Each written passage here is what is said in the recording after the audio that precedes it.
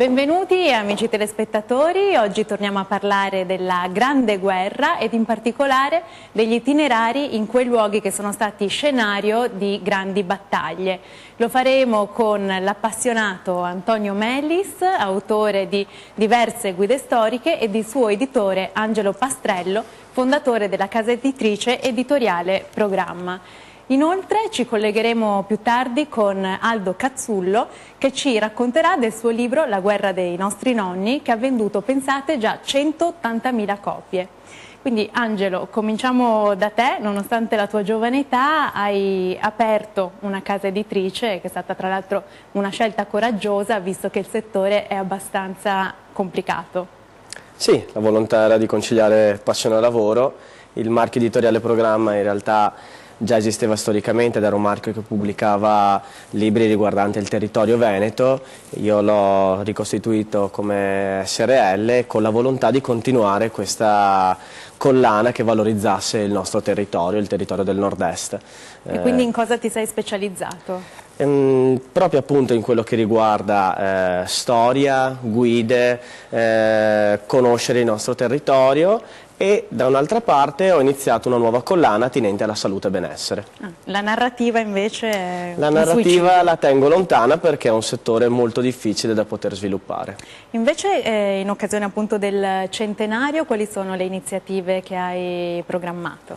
Ho già pubblicato una serie di libri attinenti appunto alla Grande Guerra e l'ho affrontata da due punti di vista, da quello storico, proprio affidandomi tra l'altro a uno degli storici più importanti che abbiamo nella nostra regione, che è il professor Brunetta, e invece dall'altra parte ne ho parlato attraverso proprio gli itinerari, e in questo ho avuto questa ottima collaborazione con Antonio Melis. Tra l'altro una collaborazione che è nata casualmente, nel senso che Antonio era da sempre un appassionato di Grande Guerra, ma non pensavi di un giorno pubblicare dei libri. Poi appunto dall'incontro con Angelo è nata una serie di pubblicazioni, giusto? Sì, assolutamente, era lontana dai miei pensieri. La passione appunto mi ha spinto a raccogliere informazioni, fotografie, essendo anche un appassionato di foto, e a metterle al momento da parte.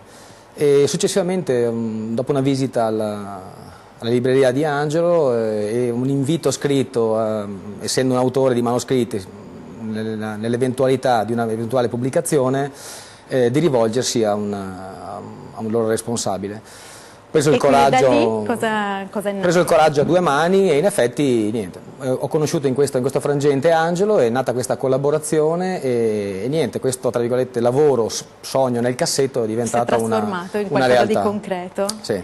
Che pubblicazioni avete già fatto? Allora, abbiamo già, Angelo ha già pubblicato una guida sul Montello, perciò questa parte importante insomma, della Grande Guerra, e una seconda che è un percorso che va dal Ponte della Priula fino al mare, perciò segue il corso del fiume Piave, che va da sé appunto molto importante sempre per lo sviluppo della Grande Guerra. E ne avete una terza, no? Sì, c'è una terza che dovrebbe uscire a breve, che riguarderà invece le zone di quartieri del Piave, salirà verso Vittorio Veneto e ritornerà verso Santa Lucia di Piave, insomma ecco, un periplo sempre in quelle zone principalmente interessate dalla battaglia finale, diciamo, quella che poi porterà a Vittorio Veneto con la conseguente vittoria italiana e termine della Grande Guerra. Nelle tue guide racconti anche degli aneddoti inediti, diciamo, sono ricche anche di fotografie, e poi l'elemento innovativo sono proprio queste coordinate geografiche, no? Perché tu stesso ti perdevi quando andavi alla ricerca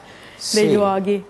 Diciamo che ecco, ho cercato più il fatto inedito che non il raccontare la solita cosa. Scontato. Le coordinate geografiche sono diventate un po' una necessità, perché un appassionato come me, che ha un tempo abbastanza limitato, mi consentono di arrivare direttamente sul punto e di non perdere, tra virgolette, molto tempo. Quanti luoghi racconti negli itinerari? Ma diciamo che ogni guida raccoglie mediamente un insieme di 30-35 siti, diciamo, ecco, insomma. Il tuo preferito?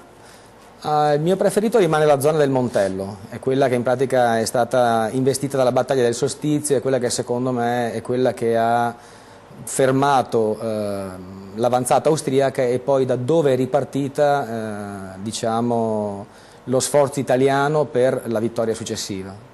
E invece nel Montello, tu sei originario di quelle zone, andavi spesso nel Montello con gli amici quando eri piccolo? Sì, allora, nonostante il cognome che è di chiare origini sarde, in effetti io sono nato e adesso vivo a Treviso. E il Montello, come anche zone di Macerata sul Piave, sono zone dove io in effetti ho trascorso la mia gioventù.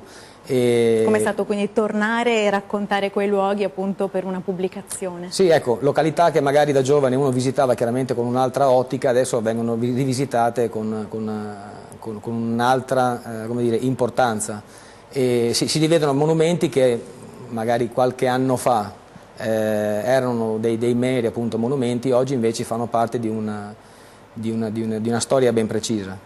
So che porti anche i tuoi figli, no? Sì. Sei papà di 2 bambini. Sì, spesso vengono con me, mi seguono, riesco ancora per il momento ad interessarli, tra l'altro sono molto, molto presenti, in effetti nella prima guida c'è anche una piccola dedica al figlio più grande che mi è stato molto, molto utile.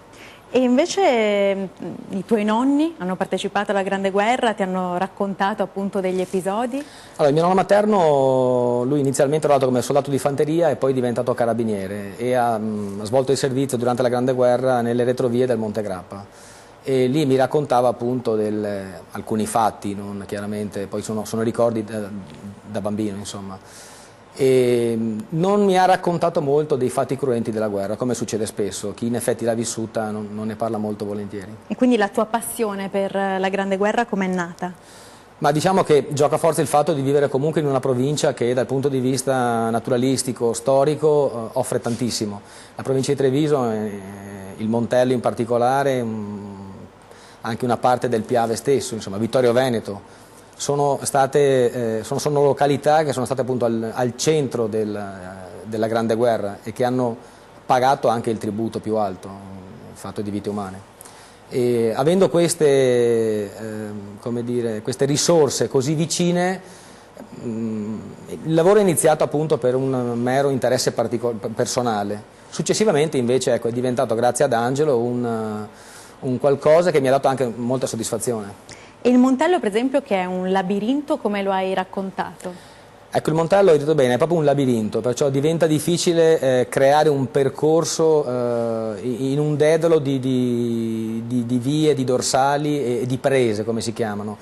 Perciò ho cercato di renderlo il più snello possibile, ma è stata veramente una fatica.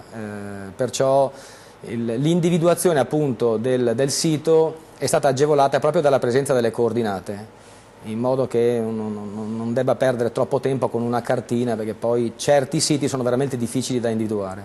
Ecco, e i luoghi come li hai scelti, diciamo, quali criteri hai usato per selezionare questa trentina, no? Sì, mediamente sì. Ho cercato quelli un po' più interessanti e quelli comunque che avessero un qualcosa da raccontare, perché ho cercato di raccontare qualcosa e soprattutto qualcosa di inedito.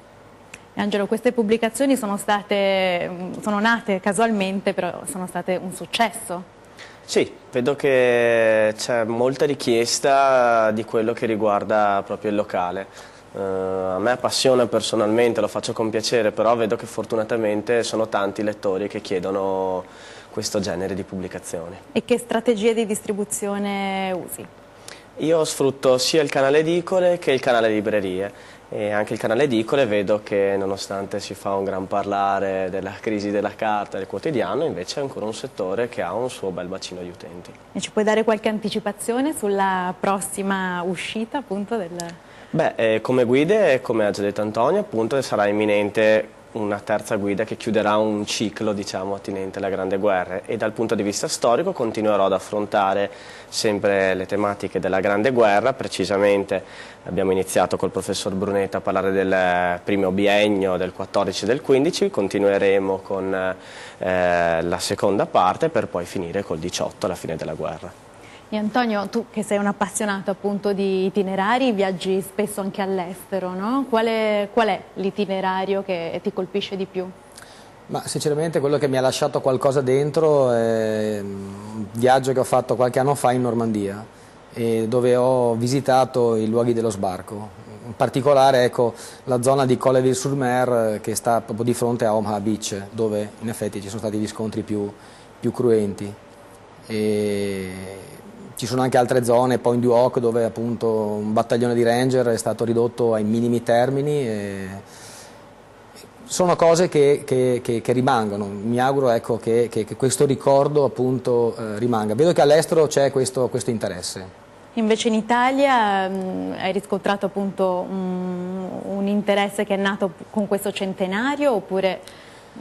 Sì, noto in particolare che ecco, questo interesse c'è, chiaramente il centenario adesso lo sta ponendo in risalto. E tante attività sono poi gestite da gruppi di volontari, da associazioni, che per fortuna esistono, e che riescono a mantenere questi monumenti oppure questi cippi, questi comunque ricordi ancora vivi. La condivisione è un elemento molto importante per gli appassionati appunto della Grande Guerra, no?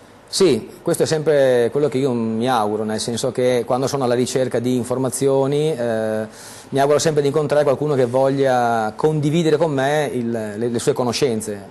Tante volte, anziché andare a ricercare su internet oppure a leggere sui libri, conviene andare direttamente dalla fonte, cioè dall'esperto sul territorio, e acquisire le informazioni da lui. Sono sempre quelle più complete. A questo proposito so che c'è un aneddoto appunto che ci racconterai subito dopo la pubblicità. A tra poco.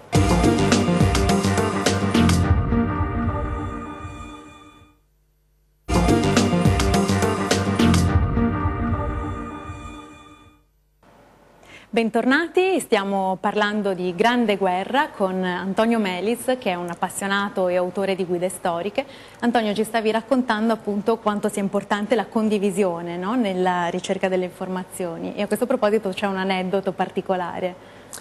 Sì, stavo facendo delle ricerche appunto sul Montello e mi sono imbattuto in un libro che raccontava la storia di un caporale di Nervesa, un caporale del Genio Pontieri, che mentre prestava servizio appunto sulle rive del Piave a Nervesa salva un pilota inglese il cui aereo era stato colpito dagli austro-ungarici.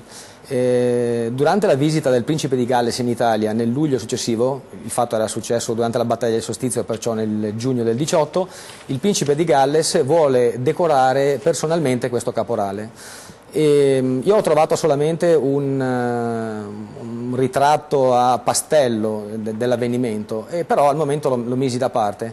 Successivamente, continuando le mie ricerche in internet, mi sono imbattuto in un sito di un appassionato di Bergamo, il quale possedeva la fotografia che ritraeva appunto il principe di Galles che decorava il caporale dal Secco. E già questa è una coincidenza. Un'ulteriore coincidenza che ho messo da parte ulteriormente. A distanza di qualche mese, durante una visita al Museo della Battaglia del Solstizio, che è gestito da un'associazione appunto di volontari di Nervesa, all'interno di questo museo, in una teca, era conservata la medaglia del caporale dal Secco.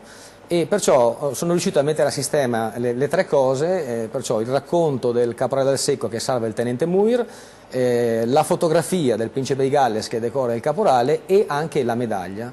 Adesso il trittico è completo ed è presente al Museo della Battaglia del Solstizio di Nervesa della Battaglia. Ora ci colleghiamo invece con Aldo Cazzullo, che ci racconterà del suo libro La guerra dei nostri nonni, e anche lui ci parlerà appunto di alcuni aneddoti particolari. Buonasera Aldo. Buonasera, un saluto a tutti gli spettatori. Ecco, io volevo sapere come ha raccontato la guerra nel suo libro. Io avevo un nonno che era un ragazzo del 99, quindi la Grande Guerra fa parte delle mie memorie familiari. Ho cercato di raccontarla con la voce di chi l'ha fatta. E io penso che i veri protagonisti della Grande Guerra non siano stati i generali o politici, ma siano stati i nostri nonni, fanti contadini che hanno combattuto sul Piave, e nel caso del Veneto era proprio la guerra di casa. Io ho cercato di raccontare quelle sofferenze che oggi noi non riusciamo nemmeno ad immaginare, ma anche la loro capacità di resistenza, la loro forza morale, dei nostri nonni ma anche delle nostre nonne, che le nonne rimaste a casa ma andarono avanti il paese, e le donne in Veneto, meno nel Veneto che fu occupato fino al Piave, pagarono un prezzo molto alto anche in termini proprio di violenze subite. Per cui io penso che l'Italia non avrebbe vinto la Grande Guerra senza le donne italiane, e più in generale quella generazione diede prove di capacità di resistenza che tornerebbero molto utili anche a noi oggi nella guerra che dobbiamo combattere contro la crisi e contro il degrado morale del nostro paese. Suo nonno le raccontava della guerra? Molto poco, il nonno della guerra non parlava quasi mai, parlava quasi con affetto del custode del campo di prigionia austriaco con cui era stato rinchiuso, il nonno era stato fatto prigioniero e rischiò di morire di fame, 100.000 prigionieri italiani morirono di fame e di stenti nei campi austriaci e quel custode un giorno impietosito da quei ragazzi di 19 anni che avrebbero potuto essere i suoi figli, stavano letteralmente morendo di fame, sollevò la rete del campo per consentire loro di andare a raccogliere un po' di patate e riempirsi la pancia. Per il resto il nonno non amava gli austriaci, quando mi comportavo male il suo massimo rimprovero era dirmi sei cattivo come un austriaco e non amava parlare della guerra, anche se sentivo che per quelli come lui il Piave era stato il capolavoro della loro generazione. E in quegli anni, nella sua opinione, c'era un senso della patria maggiore rispetto a oggi? Il legame con la patria era molto forte, tant'è che poi sul Piave i nostri nonni, fanti contadini, fecero quello che sapevano fare meglio, badare alla terra, difendere la loro famiglia. Io credo però in fondo che anche noi adesso siamo più legati all'Italia di quanto amiamo riconoscere. Riuscì ad intervistare anche qualche superstite in questi anni passati? Avevo intervistato qualche anno fa il più anziano fante della Grande Guerra, qui a Roma, da dove vi parlo adesso, alla Garbatella, si chiamava Carlo Orelli, si è ispirato all'età di 110 anni. Quando l'ho conosciuto erano già anni che non usciva più di casa perché abitava in una casa del 4º piano senza ascensore e mi spiegò, io sono sicuro di riuscire a scendere le scale ma non sono sicuro di riuscire a risalirle. Perché gli chiesi, ma lei ha 8 figli, non so quanti nipoti, potrebbe chiedere a uno di loro di aiutarla, ma lui mi ha risposto tutto fiero, io sono l'ultimo fante della Grande Guerra, non posso fare le scale di casa aggrappato a un nipote. Dopo quell'intervista che uscì sul Corriere della Sera, Carlo Orelli ebbe la medaglia d'oro al valore militare dal Presidente della Repubblica, fu intervistato un po' da tutte le TV, ma soprattutto gli fecero l'ascensore e così riuscì ancora a fare una passeggiata nel suo quartiere prima di spegnersi. E tra gli episodi che racconta nel suo libro ce n'è uno che l'ha colpita particolarmente? Sì, la storia di un maggiore degli Alpini che doveva guidare un assalto a una montagna imprendibile, cui si saliva soltanto uno alla volta lungo un canalone e dall'alto un solo cecchino austriaco bastava a fare strage degli italiani. Allora lui telefonò al comando dicendo chiedo di interrompere l'assalto, gli chiesero ma quanti morti hai? E lui rispose già 30 morti, dice così pochi, continua l'assalto. Ma nel frattempo gli austriaci avevano montato una mitragliatrice, si era creata una catasta di corpi fuori dalla trincea. Lui di nuovo chiede al maggiore di sospendere l'assalto, di nuovo il permesso viene negato e a quel punto lui dice c'è un solo modo per far cessare la carneficina, andrò io. Invano trattenuto dai suoi, lui esce da solo, si fa uccidere e l'assalto viene interrotto perché non c'è più l'ufficiale che lo comanda. E racconta anche un episodio molto bello sul poeta Ungaretti. Un aneddoto molto bello, vero. Ungaretti fece tutta la Grande Guerra da soldato semplice, anche se aveva già 30 anni, perché era stato giudicato inadatto al comando e scartato dal corso ufficiale. E un giorno, stanco dopo una lunga marcia in compagnia di questi suoi commilitoni che avevano 18-19 anni, si lasciò cadere a riposare lungo una strada e passò di lì un sottotenente che si chiamava Ettore Serra e Ungaretti non lo salutò. Per molto meno si poteva essere fucilati. Il generale Graziani di Verona fece fucilare un fante che si chiamava Alessandro Ruffini soltanto perché l'aveva salutato senza togliersi la pipa di bocca. E invece quel sottotenente non fece fucilare Ungaretti, anzi gli chiese incuriosito ma tu chi sei? E Ungaretti rispose sono un poeta. Dice un poeta, ma che poesie scrivi? E Ungaretti si fruga nelle tasche, nelle giberne, tira fuori un foglio e il sottotenente comincia a leggere mi illumino d'immenso, si sta come d'autunno sugli alberi le foglie, di queste case non è rimasto che qualche brandello di muro, di tanti che mi corrispondevano non è rimasto neppure tanto, ma nel cuore nessuna croce manca, e il mio cuore è il paese più straziato. A che il sottotenente trasecola, dice ma questi sono dei capolavori, hai altre poesie? E Ungaretti si fruga di nuovo nelle tasche, affida una serie di fogli scritti a matita al tenente che si fa dare una licenza, torna a casa a pubblicare le poesie e grazie a questa fortunata serie di coincidenze oggi noi possiamo leggere i versi di Giuseppe Ungaretti. Ringrazio Aldo per queste bellissime testimonianze e adesso mi rivolgo ad Angelo, un consiglio per chi volesse pubblicare un libro, magari ha un sogno nel cassetto e non osa tirarlo fuori. Ci sono tante persone ad averlo, mi rendo conto ogni giorno. Sicuramente armarsi di tanta pazienza prima di tutto, editori ce ne sono tanti, ci sono oggi tante possibilità per poter pubblicare un libro, lo si può fare anche in 5 minuti ricorrendo anche a strumenti di autopubblicazione che adesso vanno molto. Però l'importante è trovare la strada che si vuole e essere soddisfatti poi del prodotto che si ha alla fine. La difficoltà maggiore è dare visibilità al proprio libro. Uno ci investe tanto tempo, tanta passione, quindi avrebbe piacere poi di poterlo vedere che va in giro, che le persone lo leggono, e quello è lo scoglio maggiore. Quindi sicuramente aver pazienza di cercare un editore con il quale instaurare un bel rapporto, un buon feeling, soprattutto di fiducia reciproca. La scelta dell'autore per un editore è importante, no? Assolutamente, è fondamentale il tema e l'autore, perché comunque l'autore, se vogliamo, poi è il principale strumento di divulgazione di un libro. Quindi io guardo sempre anche che le persone che ho di fronte appunto siano persone con cui si può costruire un buon rapporto di collaborazione, che siano anche loro stimolate a promuovere il prodotto che hanno realizzato. E invece per chi volesse aprire una casa editrice? Anche quello è un percorso sicuramente non privo di ostacoli. Diciamo che il consiglio che posso dare è trovare delle fette di mercato, delle nicchie di mercato che siano ancora, se non vergini, quantomeno da esplorare. Antonio, invece tu sei l'esempio vivente appunto di che tutto è possibile, no? Nella vita. Immagino sia una soddisfazione bellissima poter vedere un libro, no? scritto da te. Sì, la soddisfazione maggiore appunto è quella di vedere il prodotto assemblato e finito. E poi la soddisfazione è anche quella di vederlo poi distribuito, perché non ti nego che anche l'altro giorno stavo in una libreria, vedere le mie prime 2 pubblicazioni a fianco, insomma, fa sempre un certo effetto. E la famiglia come vive questa tua passione, no? Che ti porta lontano tutti i weekend alla ricerca dei luoghi? Ma cerco di compensare un po' il tutto, qualche volta li trascino con una scusa e poi alla fine si riduce a una gita fuori porta per andare a vedere qualche monumento, insomma. E ai tuoi figli che valori trasmetti?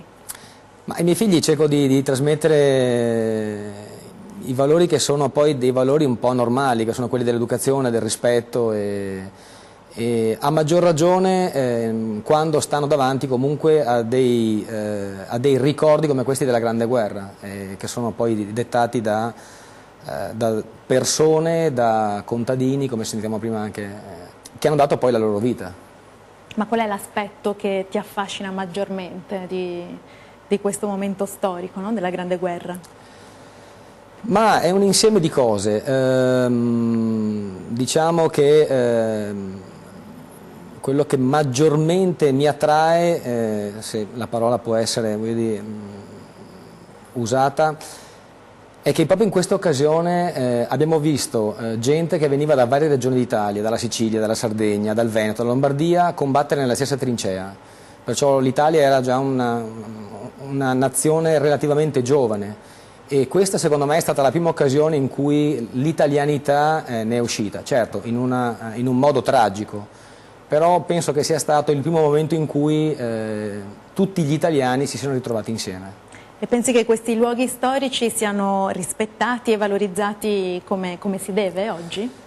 Qui dipende, ci sono alcuni monumenti chiaramente che hanno una certa importanza, che chiaramente hanno la loro visibilità, diciamo, e altri monumenti, altri cippi che sono un po' lasciati andare, un po' dimenticati.